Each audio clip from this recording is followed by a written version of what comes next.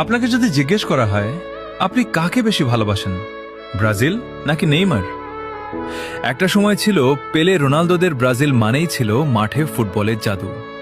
সেই জাদুকররা একে একে বিদায় নিয়েছেন, কিন্তু যাওয়ার আগে ব্রাজিলের সিংহাসনটা আকাশচুম্বী করে দিয়ে গেছেন।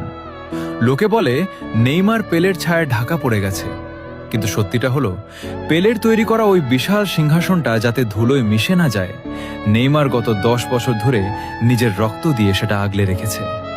সে হয়তো বিশ্বকাপ জেতেনি, কিন্তু সে ব্রাজিলিয়ান ফুটবলের সেই মশালটা নিভতে দেয়নি যা পেলে জ্বালিয়েছিলেন।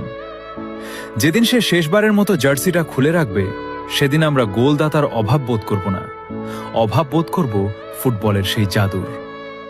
আমরা হয়তো নতুন চ্যাম্পিয়ন পাব, কিন্তু ব্রাজিলের সেই পাগল করা ভালোবাসা আর খুঁজে পাব না। তখন আপনি বুঝবেন ব্রাজিল না, আসলে নেইমারকেই